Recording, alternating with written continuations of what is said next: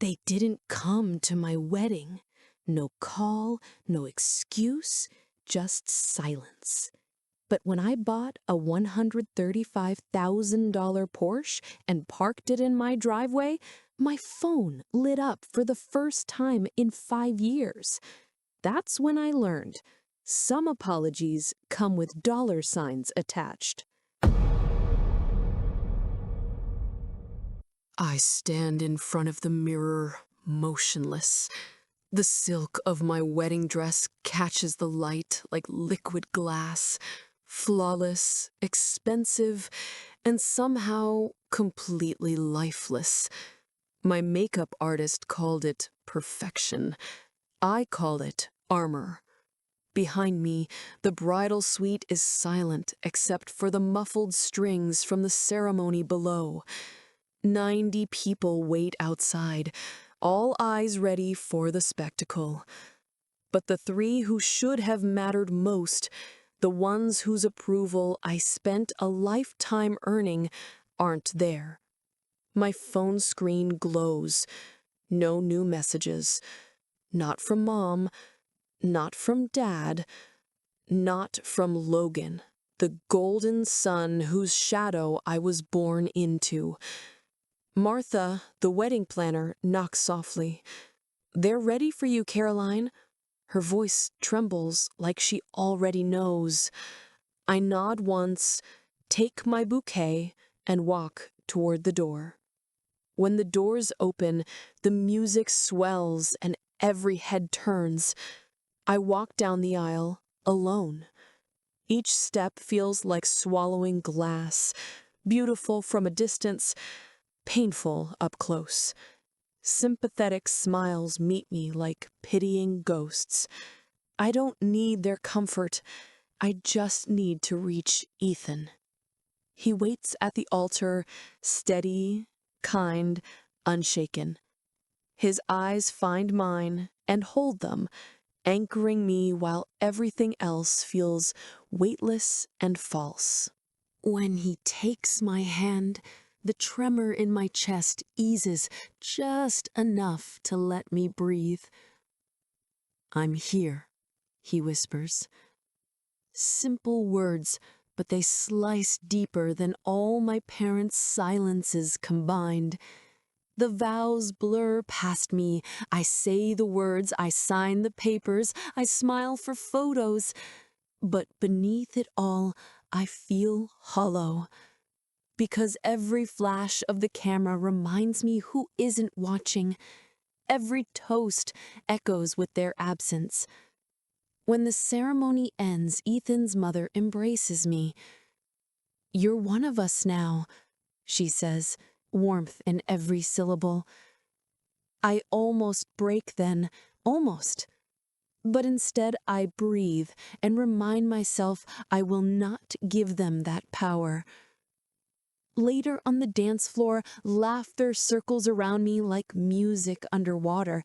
Sarah, my oldest friend, raises her glass to finding the family who deserves you. The room cheers. I smile, but my heart answers quietly. I'll believe that when I see it. That night, when the noise fades, I find myself alone again. This time in the hotel suite, still in the dress. White silk pooled around me like the ghost of a woman who kept waiting for her parents to finally show up.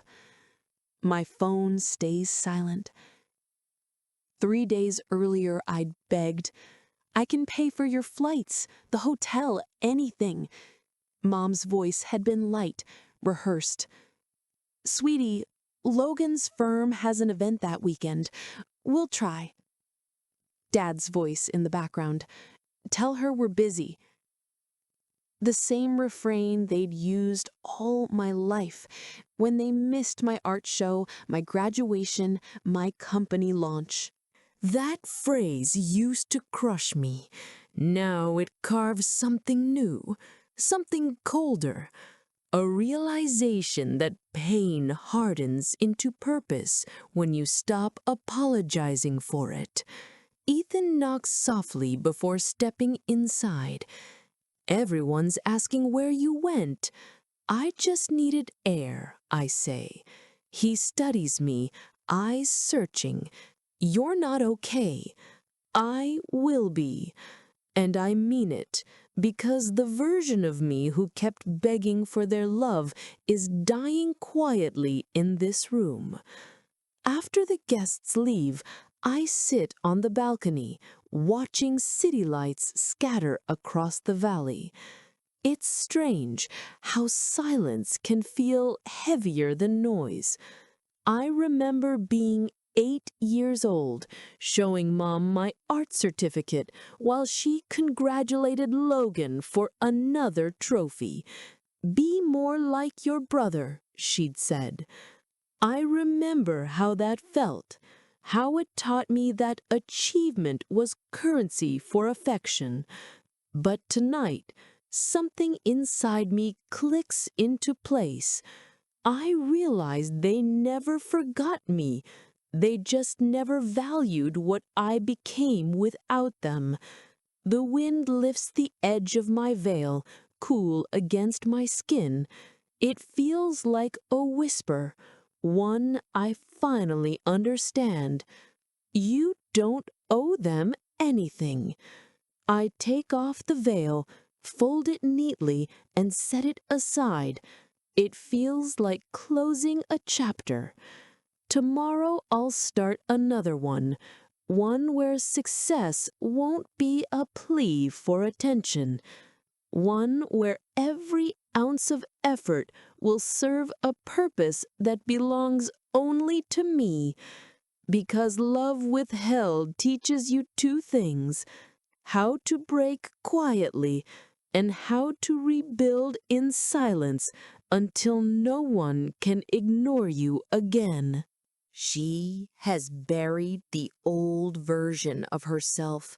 The next part begins with her transformation into the cold, composed powerhouse who will rise, reclaim power, and make them see what they lost. 2 years. That's how long it takes to turn heartbreak into a weapon. When the wedding photos fade from everyone's feeds, I build something they'll have to notice, not because I need them to, but because they can't help it. Days become years of caffeine, code, and contracts. Nights turn into blue light marathons where I sharpen my instincts instead of my pain. By the time Crescent Motion Studio signs a multi-million-dollar acquisition deal, I don't even flinch at the zeros. The press calls me visionary. My parents call me nothing at all. In my penthouse office, champagne glasses clink. To Caroline, Jen says, my creative director, my chosen family, the woman who built something from nothing while certain people weren't looking. Laughter fills the room, but I'm somewhere else, scrolling through my brother's social media parade. Dad's arm around Logan, Mom glowing beside him, twin granddaughters in matching uniforms. The caption reads, "Family tradition continues." They've rewritten the story without me again. I close the app and stare at the skyline. It's not jealousy, it's clarity. If absence was their language, I'm fluent now. The next morning, I call my financial advisor. I want the Porsche Taycan, I say. He hesitates. The $135,000 one? Yes, metallic gray. Extravagant, irresponsible, perfect. When the papers are signed, I run my hand along the cool curve of the car.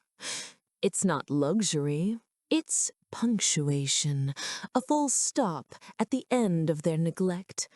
Back home, I photograph it in the driveway, the late afternoon sun spilling across its steel gray finish. Caption: dreams realized. No hashtags, no flex, just proof. For 3 days, silence. On the 4th, my phone lights up. Mom calling. I let it ring once before answering. Caroline. Her tone is urgent, rehearsed. We need to talk. Family meeting tomorrow. After 5 years of silence, the words sound absurd. What's so important now? Dad's voice filters through. Tell her it's important. They think I can't hear him. It's complicated, Mom says. Financial issues. We need to discuss it as a family. Of course. They saw the car. Tomorrow at 2. And I hang up. The drive to my childhood home is quiet, except for the low purr of the Porsche, the sound of control. Each mile peels away another layer of the girl they ignored. By the time I pull into their circular driveway, I'm someone else entirely. The house looks smaller now. Same white columns, same manicured perfection, but I can see the cracks beneath the paint. I sit there for a moment, watching my reflection in the windshield. Calm, composed, dangerous. Then I step out. Mom and Dad open the door before I can knock. Their eyes flick to the car, and I catch it, that glimmer of greed disguised as admiration. You've done well for yourself, Dad says. Not, hello, not, we've missed you, just an appraisal. Yes, I have. They lead me to the dining room, where Logan and his wife sit like actors mid-rehearsal. Logan forces a smile. Caroline. Dad wastes no time. Let's get straight to business. He spreads a folder across the table. Numbers, debts, desperation. It's foreclosure, he says. Logan's mortgage is months behind. The twins' tuition. I hold up a hand. Stop. The word lands like glass shattering. You need to help your brother, Mom says, voice trembling just enough to sound human. Think about your nieces. Logan leans forward. We're family. When one of us succeeds, we help the others. Hannah slides a photo album toward me. Birthdays, vacations, smiles I was never invited to share. They ask about you all the time, she lies. I look at the pictures, then at them. Where were you at my wedding? Logan blinks. What? My wedding, 2 years ago. Where were you? Mom's hand touches her throat. We were busy. Right. It wasn't convenient. I nod, slowly. But the Porsche on Instagram? That was convenient enough. Logan's face reddens. That's not fair. Isn't it? My voice stays even. I only called because you saw proof I no longer need you. The air tightens. Dad straightens in his chair, trying to recover authority. What does that have to do with the current situation? Everything. I mirror his posture, folding my hands on the table. I built every inch of my life alone. Every client, every contract, every dollar. And now you want to borrow what you never bothered to earn. Logan slams his hand down. You've always had to prove something. Mom whispers, despite everything, we're still your parents. You were parents in title only. The words leave me colder than I expected. You missed my graduation, my scholarship ceremony, my company launch, my wedding. You missed my life. And now you want to share what that life built? Silence. Only the ticking wall clock dares to move. I reach for my briefcase, set it on the table, and open it slowly. They lean forward, expecting a checkbook. Instead, I pull out a single document. This is the Rivera Media Scholarship Foundation, $16 million dedicated to young women in digital media. Logan's jaw tightens. 16 million? Yes, named after Miss Rivera, the teacher who showed up when you didn't. Dad blinks, uncomprehending. Mom's mouth opens, but no sound comes out. I slide the paper toward them. The press release goes out tomorrow morning. Logan sputters. You're wasting it on strangers. I stand, slow and deliberate. No, I'm investing in people who deserve what you threw away. They stare, stunned, and I take out my phone. The screen glows. Recording app running. I've documented every word of this conversation, every guilt trip, every demand, just in case anyone decides to get creative later. I close the briefcase. Their eyes follow it like it's a loaded weapon. You can't just walk out. Yes, I can. I reach the doorway, turn slightly. You needed to show up at my wedding, at my launch, at my life. That opportunity has passed. The door clicks behind me, quiet, final. Outside, the Porsche waits in the sunlight, loyal and silent. When I start the engine, the sound feels like victory. As I drive away, my phone buzzes. Ethan, it's done, I tell him. They showed exactly who they are. His voice is steady, proud. How bad was it? Exactly what we expected. I glance at my reflection in the rearview mirror. Calm eyes, steady breath. For the first time, I look like power feels. The next day, the foundation paperwork is finalized. The press release hits every outlet by noon. Self-made entrepreneur launches $16 million scholarship fund. By midnight, my family's texts flood in. Shock, guilt, thinly veiled anger. I silence the phone and pour a glass of wine. This isn't revenge. It's balance. She's won the confrontation. Now comes the aftermath, public exposure, emotional detachment, and ultimate peace. By morning, the fallout has already begun. Logan's firm has leaked the story. His version, of course. A daughter too proud to help her struggling family. A brother painted as a victim of success. It spreads quickly, but I don't flinch. Because truth doesn't need defending. It simply needs time to reveal itself.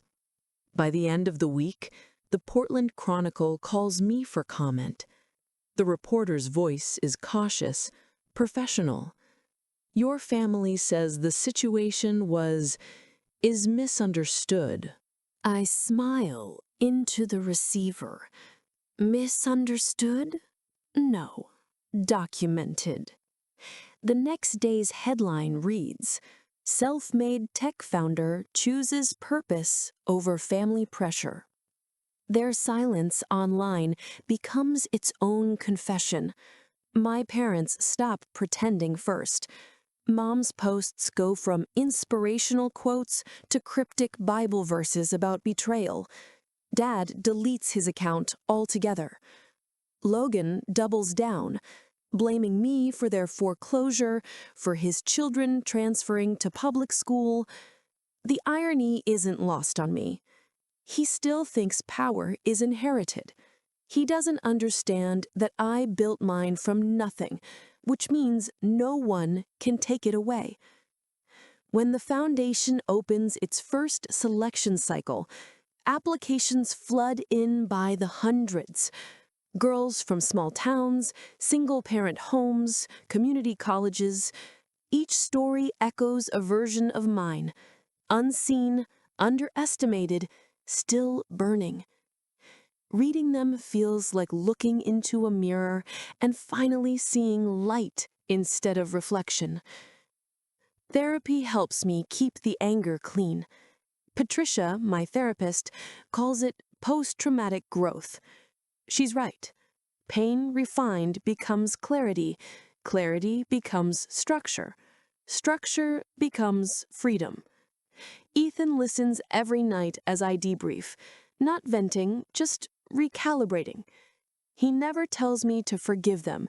He simply says, "You don't owe them peace to have your own." And that, more than anything, sets me free. Weeks later, the Portland Business Journal publishes a feature on the foundation. The journalist, Delia Warren, asks during our interview, $16 million is an enormous gift. What inspired you to do this?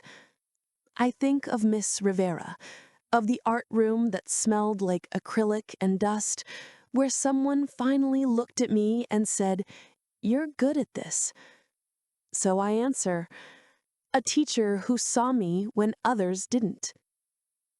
Delia nods. And your family? Are they proud? I pause. I didn't build this for pride. I built it for visibility, mine and theirs. The article goes live under the title, "The Woman Who Chose Legacy Over Approval." It trends for 2 days, not because I said something scandalous, but because I said something true. Then the news breaks. Logan's house officially foreclosed. The same tabloids that once paraded him as a family man now frame him as reckless. Mom tries to call again. I don't answer. Boundaries are only real when you hold them in the quiet moments, too. The following week, I attend a leadership gala where the foundation is honored. The applause feels different now, not hollow, not performative. It feels earned. When I step up to the podium, I speak calmly, without notes. This journey began with invisibility, I tell the audience. But sometimes being unseen teaches you to see others more clearly. The applause swells, but my voice stays level. I'm not performing. I'm arriving. After the event, a young filmmaker approaches me, Maya Harrison, one of our scholarship recipients. She's nervous, trembling slightly. "Miss Rivers, you're the reason I applied. I thought, if someone like you could do it, maybe I could too." Her words hit like quiet thunder. Because that's the cycle I wanted to create. Not vengeance, but reflection. She reminds me of myself, sharp, observant, waiting to be believed. We start working together. Her first project, a documentary about women rebuilding after rejection. When I watch her footage, I see power blooming where pain once lived. That's legacy. Not money, not status, continuity. Months pass. My parents attempt one last act of reclamation, inviting me to Thanksgiving dinner. The subject line of Mom's email reads, "Family should be together." I stare at it for a moment, then archive it without opening. Forgiveness is a boundary too. By winter, the foundation expands. Naomi Blake, My first investor and silent mentor joins the board. She looks at me across the conference table one afternoon and says, "You've done what most can't, turned pain into structure." I think about that for a while. Structure is permanent. Emotion isn't. The second year of the foundation brings even more applications, more recognition. The story of the daughter who said no becomes legend in certain circles. It's quoted in business panels, discussed in leadership podcasts. They call me resilient. They call me ruthless. They're both right. One evening, while reviewing scholarship proposals, Ethan turns on the news. A feature runs about the Rivera Foundation's mentorship program. Clips of Maya directing her first film. The anchor's voice says, "In an unexpected twist of fate, Caroline Rivers, who once faced family estrangement, now helps hundreds of young women find their voice." The camera cuts to me, poised, smiling faintly. No anger left, just calm certainty. Ethan glances at me. "You okay seeing yourself like that?" I nod. It's the only version of me that ever felt real. A week later, my parents request a meeting. A coffee shop, downtown, neutral ground. I go, not for closure, but for confirmation. They look older, smaller. Dad fiddles with his cup. He says, "We should have been there." I ask, "At the wedding?" He nods, eyes wet. "At everything." Mom's voice cracks. "How can we fix this?" I say, gently, "You can't, but you can start by being honest with yourselves." Her eyes flash with old defensiveness. "We've always believed in you." "No," I reply. "You believed in the version of me that needed you, not the one that didn't." They go still. I finish my coffee, set the cup down, and stand. "I'm not closing the door forever," I tell them. "But if you want a relationship, it starts with therapy. For both of you."